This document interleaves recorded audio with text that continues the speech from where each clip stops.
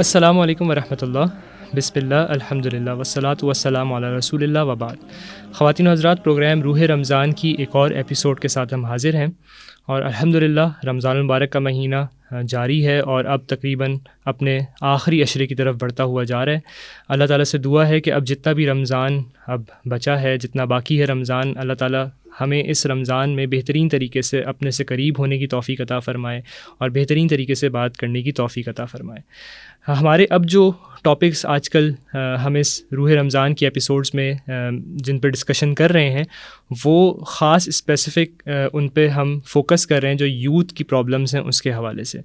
और इसी हवाले से पहले भी इस पे कुछ बात हुई है और आज भी मज़ीद हम इंशाल्लाह इस पर बात करेंगे कि यूथ के ख़ास एक जो बड़ा एक प्रॉब्लम है और एक डिलेमा है, वो ये है कि एंजाइटी और टेंशन और डिप्रेशन और इस तरह की दीगर जो परेशानियाँ हैं, तो उसके हवाले से इंशाल्लाह हम इसको मज़ीद फ़र्दर डिटेल में हम इसको समझने की कोशिश करेंगे। और आज की इस एपिसोड में हमने दावत दी है जनाब हामिद याह्या फ़िरोज़ साहब को।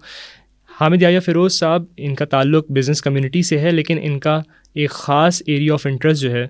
वो यूथ की डेवलपमेंट पर भी है और साथ साथ कम्युनिटी बिल्डिंग पर भी। और इसी हवाले से इनका एक प्रोग्राम भी है यूथ का, चाय वाइब विद हामिद भाई, जो ये रन करते हैं। और इसी तरीके से सिंपली मुस्लिम के नाम से एक कम्युनिटी बिल्डिंग प्रोजेक्ट भी ये रन कर रहे हैं। तो मैं इनको खुशामदीद कहता हूँ। अस्सलाम वालेकुम रहमतुल्लाह। वालेकुम अस्सलाम। कैसे हैं आप? खैरियत से? अल्लाह का शुक्र, अल्हम्दुलिल्लाह आप खैरियत से। बहुत शुक्रिया, आपने हमारी दावत को एक्सेप्ट किया।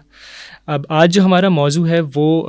जैसे मैं ज़िक्र कर रहा था कि ये एंजाइटी और दीगर जो परेशानियाँ हमारी यूथ के साथ कनेक्ट हुई हुई हैं, वैसे तो हर कोई इसका शिकार है। तो क्या आप समझते हैं ये क्यों इतनी बीमारियां और इतनी परेशानियां और ये जो एंजाइटी और ये नाम जो हम पहले सुनते भी नहीं थे, आज से शायद 20 साल या 30 साल पहले जो लोग थे वो इन चीज़ों से शायद इतना वाकिफ़ भी नहीं थे, लेकिन आज ये बहुत ज़्यादा, तो ऐसा क्यों है? ऐसी क्या वजह नज़र आती है? बिस्मिल्लाहिर्रहमानिर्रहीम। नहमदु व नसल्ली अला रसूलिल करीम, अम्मा बाद, फ़अऊज़ु बिल्लाहि मिनश शैतानिर रजीम। अस्तईनु बिस्सब्रि वस्सलाह इन्नहा लकबीरतुन इल्ला अलल ख़ाशिईन अल्लज़ीना यज़ुन्नूना अन्नहुम मुलाक़ू रब्बिहिम व अन्नहुम इलैहि राजिऊन। सदक़ल्लाहुल अज़ीम। बहुत अच्छा हुआ कि हमें इस वक्त इस तरह बात करने का मौका मिला, लेकिन ये कि इसको थोड़ा सा हम कोशिश करेंगे थोड़ा ऑर्गेनिक रखें और इसको बहुत ज़्यादा हार्ड नहीं रखूँगा for the listening ears, and I hope I can address the issues that are being put up to me by the youth that come to me regularly. तो अमूमन शर्जील भाई, जो हमारा इस वक्त जो स्ट्रक्चर है वो यही है कि हम ये देखेंगे कि इस वक्त यूथ किस सिम्टम्स के साथ आ रही है, एंड नॉट जस्ट यूथ। अब मैं यूथ के अंदर क्वालिफाई कर रहा हूँ इवन पीपल बिलो 30, क्योंकि जिस किस्म के गैजेट्स में, जिस किस्म की हम लाइफस्टाइल में इन्वॉल्व हैं, वहाँ पे people are actually growing up later, और वो उस चाइल्ड सिंड्रोम के अंदर मौजूद है। उनकी डिपेंडेंसीज़ भी उसी तरह मौजूद हैं। पहले अगर वो अपने घर से बाहर निकल जाते थे एक सर्टेन टाइम के बाद और माँ बाप पे कम डिपेंडेंट होते, तो अब वो एज आगे बढ़ गई है। अब जो है वो ज़्यादा अरसे तक वो अपने माँ बाप के साथ जो है वो इन्वॉल्व रहते हैं। फिर उसके साथ जो दूसरा सेटअप है कि इस एंजाइटी के क्या बेसिक सिम्टम्स आपको आते हैं, और तीसरा पार्ट जो हमारे पास होगा वो ये होगा कि रमज़ान हमें किस तरह हेल्प करता है कि हम ये जो एक्सटर्नल फेयर्स, एक्सटर्नल थ्रेट्स हैं या जो इंटरनल वीकनेसेस हैं, इसको ओवरकम करने में हम किस तरह से कारआमद और कामयाब साबित हो सकता है। तो starting off with the main problems that people are coming up with, which is कि स्लीप इश्यूज़ लोगों को हो रहे हैं। बच्चे आते हैं पास आकर के कहते हैं कि हमारी क्वालिटी ऑफ रेस्ट अच्छा नहीं है। They know the answer to that, उनको पता है कि उसके कॉजेज़ क्या हैं। वो डेथ स्क्रॉल जो है वो दिए चले जा रहे हैं, चाहे वो अगर एक्स बंद भी है तो उसके ऊपर भी VPN लगा करके they want to constantly be updated about what is happening at the other end of the world. इसके साथ साथ जो है वो ऑब्वियसली कुछ हमारी लाइफस्टाइल इश्यूज़ हैं। उन लाइफस्टाइल इश्यूज़ की वजह से हम जो है वो अपने ख़ास तौर पे रमज़ान में बहुत ज़्यादा एक्सपीरियंस करते हैं कि जिस किस्म की डिसरप्शन के साथ हम चल रहे होते हैं, वहाँ पे वेकिंग स्टेट में भी we are more like sleeping zombies. लेकिन ये कि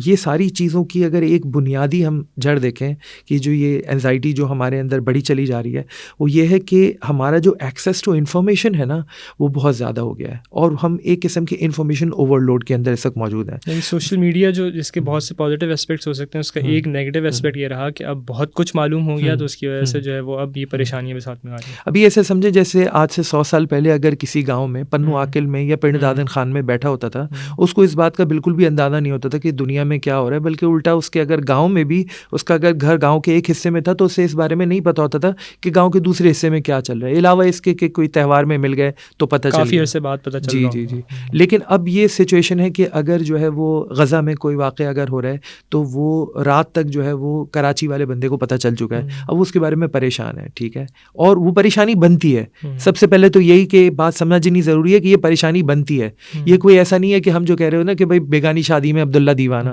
भाई तुम क्यों परेशान हो रहे हो, तुम्हारा मसला नहीं है, तुम अरब थोड़ी हो, नहीं, ये बात बिल्कुल ठीक नहीं है। हाँ, आपकी परेशानी बनती है, क्लाइमेट चेंज के बारे में आपकी परेशानी बनती है, मुल्क में क्या हालात चल रहे हैं, इकॉनमी की क्या सूरत हाल है, 35% इन्फ्लेशन रेट है, बिल्कुल ये परेशानी बनती है, ठीक है। एजुकेशन के अंदर पढ़ाई अच्छी नहीं हो रही है और आगे जो हालात चल रहे हैं उसमें लग रहा है कि जॉब की अपॉर्चुनिटीज़ भी लिमिट होती जा रही हैं, बिल्कुल परेशानी बनती है। IMF का पैकेज आ रहा है नहीं आ रहा है, इससे परेशानी बनती है। मुल्क में कौन है इस वक्त हुक्मरान, कौन नहीं है, ये भी परेशानी बनती है। लेकिन हमने उस परेशानी का करना क्या है, ठीक है। ये जो फाइट और फ्लाइट रिस्पॉन्स में बहुत सारे बच्चे इस वक्त मेरे से आके कह रहे हैं कि बस हमें पाकिस्तान से जाने के, हमें बताएं क्या करना चाहिए, हमें कुछ साइड हसल्स बताएं, हमें ये बताएं, हमें बताएं किस तरीके से हम बाहर की रेजिडेंसी हासिल करें। अभी 18 साल की भी नहीं और वो इस बारे में परेशान हो रहे हैं मेरे बच्चों को क्या होगा। सो मेरा ये ख्याल है कि ये सारी चीज़ें ना हमें एक पैनिक स्टेट में लेके जा रही हैं, और पैनिक स्टेट में जब आप चले आते हैं ना तो आप एक डिसीजन पैरालिसिस का शिकार होके अब आप कुछ नहीं कर पा रहे होते, सॉल्यूशन भी पता नहीं है तो फिर और परेशानी बढ़ रही है। you kind of get into a place where you don't even want to wake up. When you wake up in the morning, you're not looking forward to the rest of your day. आपको ऐसा feel होता है कि बस ज़िंदगी जो है ना बस ये ख़त्म होने वाली है। उसके ऊपर सोने पे सुहागा वायरल होने के लिए कुछ ऐसी सीरीज़ चल रही हैं कि बस दज्जाल का बस आना बस एमिनेंट है, और हर थोड़ी देर बाद जो है ना वो बंदा वीडियो रात को बैठ के चला रहा होता है कि बस ये दज्जाल कब आएगा, दज्जाल कब आएगा, इमाम मेहदी कब आएंगे। यानी हमने ना अपने आप को एक तो सेवियर सिंड्रोम का शिकार में डाल दिया कि भाई किसी तरीके से जो है वो कोई आएगा और वो आके हमारे सारे मसाइल हल करेगा, और एक तरफ जो है हमें ये फील हो रहा है बस सब बर्बाद हो गया, सब कुछ ख़त्म होने वाला है। ये दोनों जो एस्पेक्ट्स है ना ये एक हेल्पलेस स्टेट की तरफ आइडेंटिफाई करती हैं, और हम कहीं भी अपने आप को सोल्यूशन प्रोवाइडर के तौर पे नहीं इमेजिन करें। हम ये फील करें कि एक दुनिया है वो एक तरफ बढ़ रही है और हम उसके साथ साथ बहे चले जा रहे हैं और हमारे पास कोई दायरे कार में हमारे पास कोई इख्तियार नहीं है। ये चीज़ हमारी एंजाइटी को डिस्पोंडेंस और एंगर में तब्दील करती है, और उसके बाद फिर वो जो एंगर की मैनिफेस्टेशन है, क्योंकि हम कहीं और सिविलाइज सोसाइटी में रहते हैं, हम किसी का गाड़ी नहीं तोड़ सकते, घर नहीं ख़राब कर सकते, हम किसी जगह जाके एहतजाज नहीं कर सकते, हमें डर लगता है हमें पकड़ लेंगे, तो हम अपने ऊपर अपनी ज़ात के ऊपर उसको उसका असर आ रहा होता है, सेल्फ इन्फ्लिक्ट हो रहे होते हैं, हमें पता नहीं होता, हमें पैनिक अटैक्स होने शुरू हो जाते हैं, डायबिटीज़ जल्दी हो रही है लोगों को, इस वक्त multiple types of stress related further diseases हैं, ओबेसिटी है, ओबेसिटी के अलावा और भी बहुत सारी हम ऐसी आदतों में इन्वॉल्व हो रहे हैं जिसके अंदर हमारी बॉडी को लॉन्ग टर्म डैमेज हम कॉज कर रहे हैं। This is all related to whatever is being built up inside us. हमारी कोर्टिसोल लेवल्स बहुत हाई हैं, हमें टैकिकार्डिया हो रहा है बहुत सारे बच्चों को, मुझे पता है बच्चे एंड्रॉल पे चल रहे हैं, ज़ैनेक्स पे चल रहे हैं, ठीक है, और ये उन बच्चों की बात कर रहा हूँ मैं जो कि O लेवल्स कर रहे हैं, A लेवल्स कर रहे हैं। इस उम्र में you should be very much concern about getting यानी कि गुड एक्सरसाइज, और उसके अलावा अपने आप को थोड़ा सा एक हेल्थी रूटीन में इन्वॉल्व रखें, और उसके अलावा जो है वो try to get into different clubs जिसके अंदर आप जो है वो लोगों के साथ इंटरेक्ट करें, and you can tend to look forward toward life. जब इस सिचुएशन में आप इन्वॉल्व हैं तो इट्स वेरी डिफ़िकल्ट कि आप जो है ना वो एंटी सोशल हो जाता है बंदा, एंटी सोशल होकर के वो मिलना जुलना छोड़ के वो अपनी स्क्रीन के साथ लगा हुआ, वो अपनी स्क्रीन के साथ ही जो है ना वो स्क्रॉल किए जा रहे हैं, और वहाँ दुनिया के मुख्तलिफ हिस्सों में जो उसके दोस्त हैं जिसके साथ उसका एक फ़िज़िकल कनेक्शन नहीं है, वो उसके साथ रिलेट कर रहे हैं और वो उन्हीं के साथ रह रहे हैं, फैमिली के साथ भी उसकी जो है ना रिलेशनशिप ख़राब हो चुकी है। और ये इस पर भी बात आई थी जैसे पहले हमारी एक एपिसोड में कि वो भी वो वर्जन देख रहे हैं लोगों का कि जो लोग दिखाना चाह रहे हैं, वो उसको नहीं पता कि उनकी लाइफ में क्या चल रहा है, वो उसी को जो है देख कर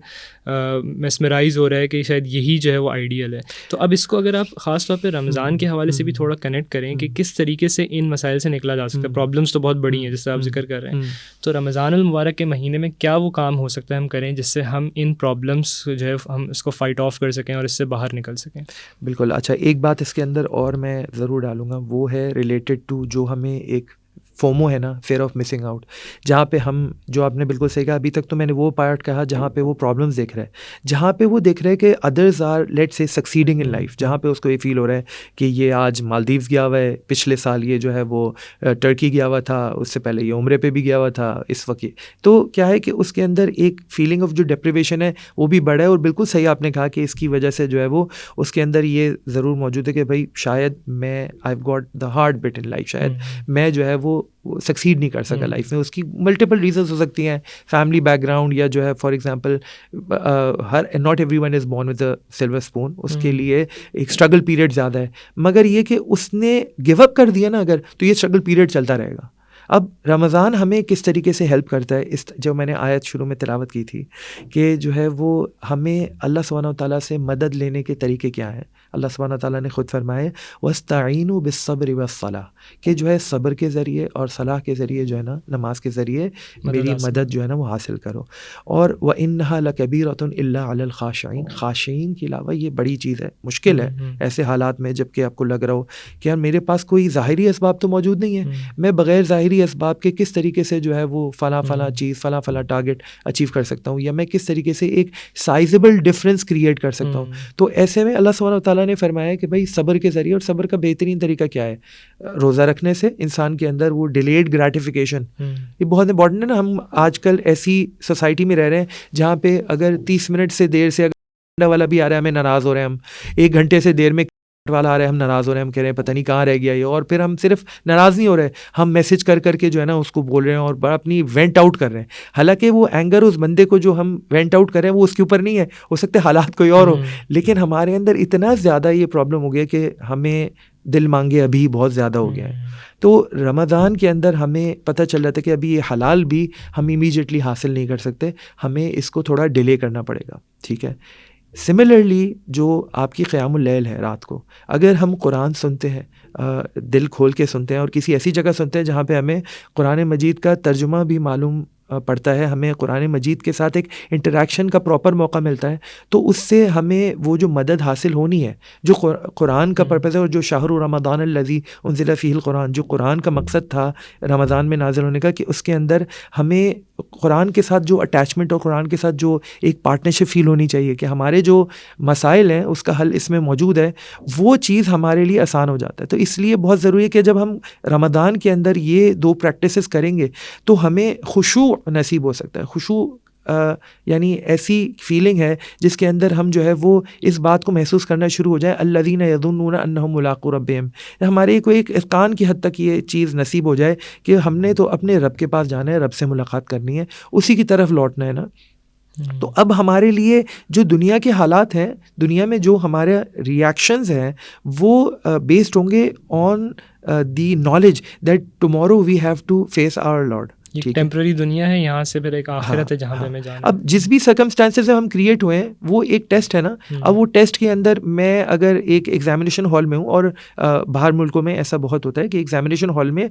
मल्टीपल लोग अलग अलग पेपर्स दे रहे होते हैं। अब एक बंदा जो है वो ट्रिग्नोमेट्री का पेपर दे रहा है, एक आदमी कैलकुलस का पेपर दे रहा है। अब वो जिस ईज़ के साथ दूसरा पेपर सॉल्व करे उससे उसको कोई टेंशन नहीं होगी, वो अपना पेपर दे रहा है, ठीक है। तो ऐसे में हमारा इम्तिहान अलग अलग है, इम्तिहान का कमरा एक ही है। अब मैं अगर जा रहा हूँ वहाँ पर जा कर के एक कश्ती है, उस कश्ती के अंदर जो है मुख्तलिफ लोग हैं, और वो जो है वो बाहर निकलने का तरीका देख रहे हैं क्योंकि कश्ती डूब रही है, हर एक के लिए कश्ती डूबनी है। अब किसी के हाथ में अगर मैप आ जाए तो वो उस मैप के लिए और उस मैप को पढ़ने के लिए अगर कोई उसको बंदा भी मिल जाए कि जो उसको सिखाए कि भाई इस मैप को किस तरह पढ़ना है, तो वो नेविगेट कर सकता है अपने आप को। उसका अल्टीमेट पर्पज़ क्या है, उसने कश्ती से बाहर निकलना है। उसका ये मकसद नहीं है कि वो कश्ती में देख रहे कि कोई बंदा बैठ करके सारे के सारे जूल्स कलेक्ट कर रहे हैं, कोई बंदा किसी तरीके से कोशिश कर रहा है कि जितने भी वैल्यूबल्स हैं वो सब उसके पास आ जाएं। Ultimately that is not what our objective is. The objective is to be able to get out of this maze. तो हमारी रमज़ान के अंदर हमें एक बहुत अच्छा मौका मिलता है जहाँ पे हम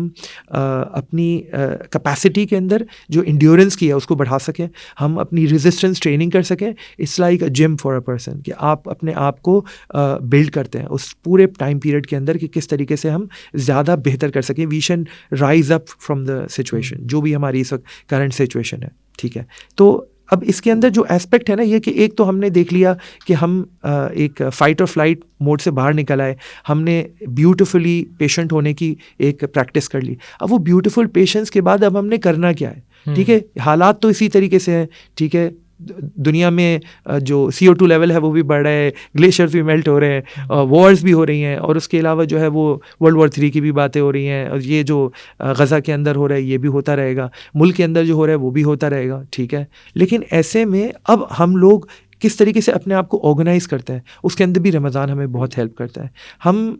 जिस तरीके से जो फिज़िकल टच से महरूम हो गए हैं ना, ये बहुत बहुत बड़ी हमारी महरूमी है। यहाँ हम अपने जो वर्चुअल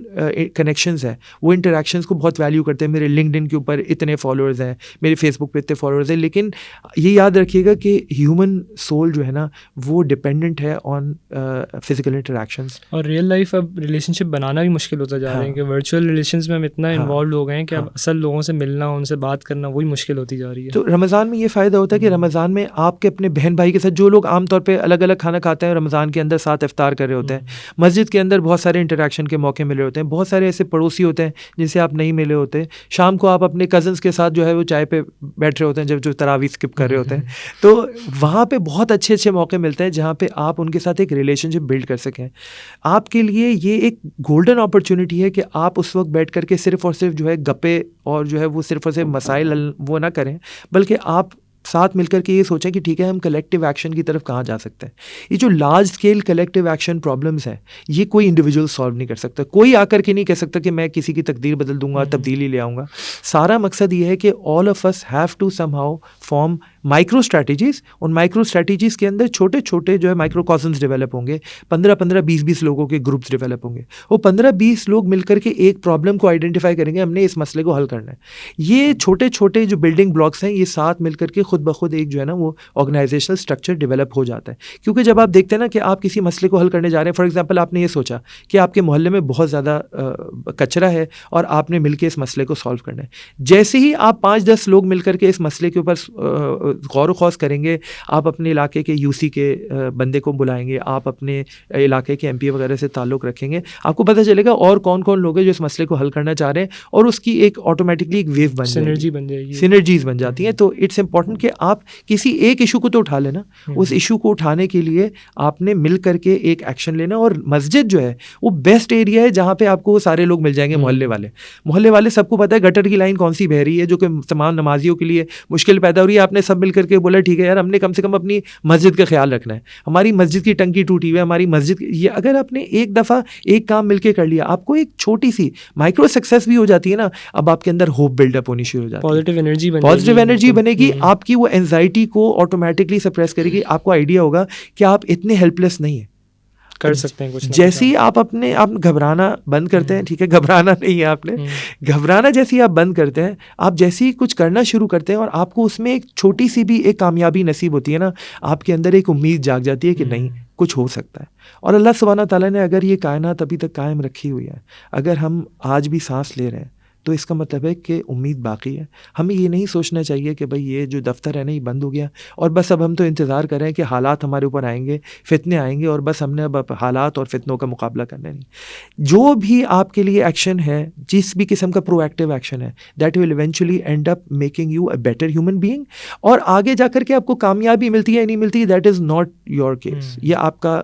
मसला नहीं है। आपके लिए जो चीज़ इंपॉर्टेंट है वो ये है कि how you take things forward and how you able to assist others in succeeding as well। अपना पार्ट आप प्ले करते रहे। डूबते डूबते कश्ती को छाला दे दूं मैं, नहीं तो कोई और साहिल पे पहुंच जाएगा। मेरा मकसद ये है ज़िंदगी के अंदर आकर के लोगों से इंटरेक्ट करके कि मैं किसी तरीके से उनको इस बात का एहसास दिलाऊं कि आप एक पावरलेस इंडिविजुअल नहीं हो। अल्लाह सुब्हानहू तआला ने आपको अशरफुल मखलूक़ात बनाए हैं और no matter how difficult the situation around you, ठीक है, हमसे बहुत मुश्किल हालात में लोग, मैं सबसे ज़्यादा अपने पाकिस्तानी दोस्तों को सबको ये पैगाम देना चाहता हूँ कि इस वक्त इससे कहीं ज़्यादा मुश्किल हालात में दुनिया में लोग जी रहे हैं। आप लोग पढ़ते नहीं हैं अगर तो सूडान के बारे में पढ़ें, लेबनान के बारे में पढ़ें, इस वक्त इजिप्ट के बारे में पढ़ें, इवन टर्की में बहुत मुश्किल हालात इस वक्त चल रहे हैं जो कि रूरल एरियाज़ हैं। वहाँ इन्फ्लेशन रेट इस वक्त 65% है, पाकिस्तान में तो 30% हमारी चीखें निकल रही हैं। इस वक्त जो गज़ा में हालात हैं, नहीं सकता, हम सबके लिए दुआ भी करें, लेकिन हम ये सोचें कि अल्लाह सुब्हानहू ताला ने अभी भी हमें बहुत सारे मौके दिए। जिन हालात में वो इस वक्त मौजूद हैं, आज से 10-15 साल अभी हमारे पास बाकी हैं रुजू करने के लिए, तौबा करने के लिए। अल्लाह सुब्हानहू ताला क्या फरमाते हैं, अस्तगफिरू रब्बकुम इन्नहु कान गफ़ारा युरसिलिस समा अलैकुम मिदरारा व युमदिदकुम बिअमवालिन व बनीन व यजअल लकुम जन्नातिन व यजअल लकुम अनहारा। हमारे लिए सिर्फ और सिर्फ हमने एक दफ़ा लौटना है, पलटना है, पॉजिटिव एक्शन की तरफ आना है। एक तरफ हम पॉजिटिव एक्शन की तरफ आ गए, अपने आप को अपनी हमने कमियां कोताहियां उनका एहसास कर लिया, एडमिट कर लिया, और उसके बाद फिर हम करेक्टिव एक्शन की तरफ चले गए, तो within a generation things are going to start changing rapidly. लेकिन हम जब तक उस चीज़ को रियलाइज़ नहीं करेंगे, जब तक हम कलेक्टिव एक्शन की तरफ नहीं आएंगे, पॉजिटिव एक्शन की तरफ नहीं आएंगे, सिर्फ उसके बारे में परेशान होते रहेंगे, तो उससे कोई मसला हल नहीं होगा। ठीक है, तो वो आपने जो बात की वो ये कि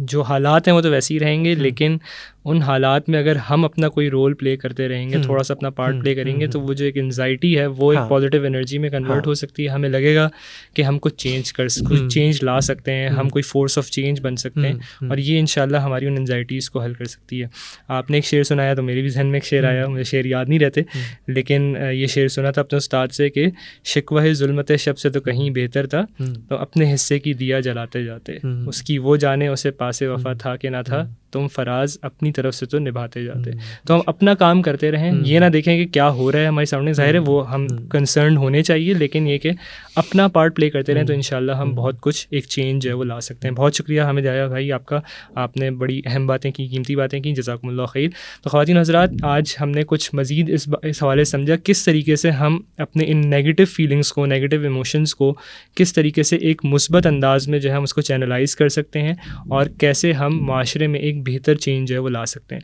अल्लाह ताला से दुआ है कि अल्लाह ताला हम सबको इसकी तौफ़ीक़ अता फ़रमाए। जज़ाकुमुल्लाह खैर। अस्सलामु अलैकुम व रहमतुल्लाह।